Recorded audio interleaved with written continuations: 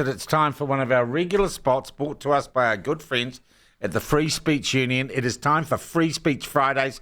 The Free Speech Union are the champions of free speech in New Zealand. Saw them at the ARC conference, met their English brothers. They are good people around the world. You can visit them. Let me check. It's free speech, fsu.nz. That's how you reach them, fsu.nz. And two of my favourite free speeches, and I feel like I haven't done one for a while. We're joined this morning by Auckland Councillor, former National Party Cabinet Minister Maurice Williamson, and Wellington publican and increasingly leading light in an organisation called Better Wellington, Alistair Boyce. Boyce Maurice, welcome to you both, guys. Morning, Alistair. Morning, Maurice. Look, firstly, guys, I've just had Roger Partridge on from the New Zealand Initiative, ripping Trump a new one, saying he's like Adolf Hitler and he's a threat to democracy. I was surprised at that from the New Zealand Initiative. Are you, Maurice? Yes, I am surprised. I mean, I think democracy is all about people vote for you and what you're going to do, and I don't think anything so far he's done is a surprise. I do get why people get upset about electing a government and then once they're in they do the exact opposite. But he's pretty much on track for what he'd said and all these rallies and everything else. He won the popular vote. He won all the swing states. So give the guy a chance. That's what people voted for. Now, the public opinion might swing heavily against him and he will be in trouble, but let the public opinion determine that. Yeah, what do you reckon, Boyce? Is Trump a threat or are you loving what he's doing? Trump's got a massive mandate. He's got a massive personality, probably the biggest on display in the world since Jesus Christ. He talks in hyperbole. I'm entertained every day until he really stuffs it up. And he'll make mistakes and he'll offend people. That's all part of his personality. His mandate is huge. Let him do his hyperbole. His negotiating in public works in private. He's made more positive impact in the last 5 weeks than Biden managed in 4 years. Let it go and see what happens. In 2 years' time, the Congress has another election. That will rein him in if he starts turning too far towards a demagogue. Let's be honest, he doesn't understand all these political terms that we talk about in political theory to do with demagoguery and democracy and direct democracy and all these other things. He's a get-it-done guy. He's a do the deal and move on, you know. Alistair, that's why I want everybody listening to understand the difference. If you are the Prime Minister of New Zealand in a coalition government, you've got to keep your coalition partners happy. You've got to keep your caucus happy or they will throw you out, and we've seen that happen to leaders who weren't doing well. You've got to keep the public on side and the polls on side, and every day you wake up as half of your energy is to staying afloat and staying alive, and an eye on the coming election to make sure you get back. Trump can't get re-elected because he's done his 2 terms, so he doesn't give a stuff about re-election. He doesn't give a stuff about a caucus because he's not answerable to them. They can't depose him. Yes, they could try to impeach him. It's tried twice before and it's failed. So he can do whatever he wants, and how refreshing that is compared to a political scheme where every day you wake up and are scared to move too far, or then all of the powers that are surrounding you will not be happy, and then you've got to try. Now, I think it's just wonderful that finally a free, open, bloody democracy can get on and do what they want, and the public can have the big say. At the midterms, they may bring the Democrats back but I don't believe they will. No. Well, look, you mentioned Luxon there, and I wanted to. Before I went away to London, I didn't mention Luxon. I said if you're a prime minister, if you're a leader of a coalition government in New Zealand by association. I come back. I say a few things before I take off to London a couple of weeks ago that I think we've got some issues with the Prime Minister. I think I said his brain was missing. I come back and he does a little 2 minutes interview with Maserati Mike on ZB, and suddenly everyone's saying what I was saying 2 weeks ago. Not that I'm bitter about that. Look, Maurice, we can get you help. We can get you help. Sometimes in politics, suddenly someone's just not favour of the month anymore. And it seems to me the worm's turned on Luxon. Yeah, I think the Luxon's got a problem in that he's trying to not offend anybody and trying to sort of please everybody. And I think it was Mark Twain who had the quote, "Best way in politics to be unpopular is to try to please everyone." I think he just needs to be a little bit more himself and say a few things that he thinks. Yeah, but does he know who he is? Oh, look, he's an incredibly intelligent guy. Is he, Maurice? Yeah. What makes you say that? Take his track record of running businesses and so on. Anyone can run a business. I run a business, for God's sake. So anyone Morris is can getting do a it. backhander. Morris is getting a backhander. I'm not getting any backhander at all. Yeah, you are. He's You're really a competent. Is he? Air New Zealand was a state monopoly, Maurice. He cocked up in the Maserati mic interview.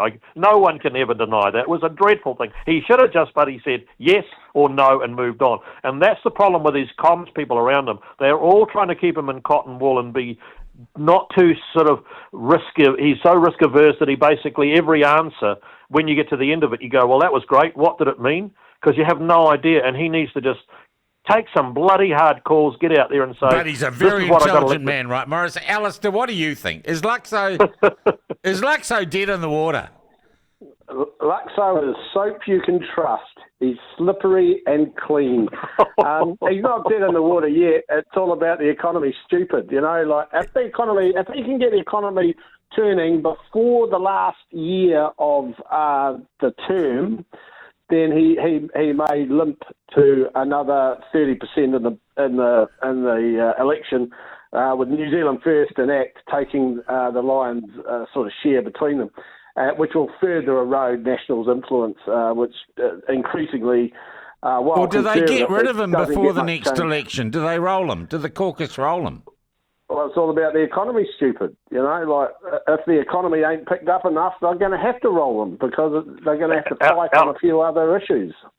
Alistair, it's a fraction different to just the economy. It's the economy and timeline. If you have got enough runway left to make the changes and people feel those outcomes, by the time you go to the ballot box, you can actually get a big change. But I tell you, in 1990, when we got elected, and then the following year in 91, we did the mother of all budget, everything we discussed in that cabinet room was, will there be enough time before the 93 election for these changes to have embedded and people feel better off? And as it was, we hit the line bang on by one seat, and that's when we had to make Peter Tapsell the Speaker in order to have a one-seat majority. So you've got a limited time frame to get these things done. And they're really coming up to halfway through, and still I don't see the big structural changes that are needed. People are still feeling the prices at the petrol pump. They're still feeling big prices at the supermarket. And so the time for this to be done is sort of running out. And I think I heard 6 months ago, Maurice. Yeah, well, Rod Duke from the big companies, I don't even know, but the Briscoes that have the sale every day.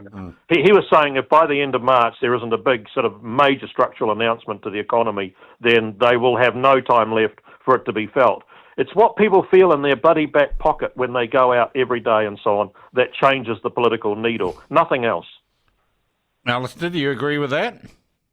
Well, he's just said what I said in another way. That's all, Morris. And a much more I added that time. I added the time frame. Yeah, okay. I've been around almost as long as you, Morris. I can keep None up of with you, this all right? will matter. None of this will matter, guys, if we're invaded by China. And I go away. I leave the country. Next thing I know, I'm flying back last Friday, Saturday from LA, and our plane gets held at the airport at LA, and people say, well, maybe it's those Chinese ships in the Tasman Sea. Can I be honest? I don't lose sleep at night thinking there are a couple of Chinese destroyers off Hobart. But maybe I want you to... Yeah. Okay, I want you to apply the test. Here's the test. Are we okay with the Americans have battle fleets in the Middle East and the Saudi Arabian Gulf up and wherever in the South China Sea? Are we okay with the British rule Britannia having their fleets in international waters all around the world? Are we okay with that? And I just thought the answer was yes. Yeah. Well, then why are they okay, but another nation who is obviously one of the big superpowers in the world not able to sail in the international waters. Now, if they were coming into our territory without permits and they were breaking the international agreement, I'd say this is not acceptable. They've got every right to be out in open oceans doing what navies do, and that is doing bloody trial runs. Well said, Comrade Williamson.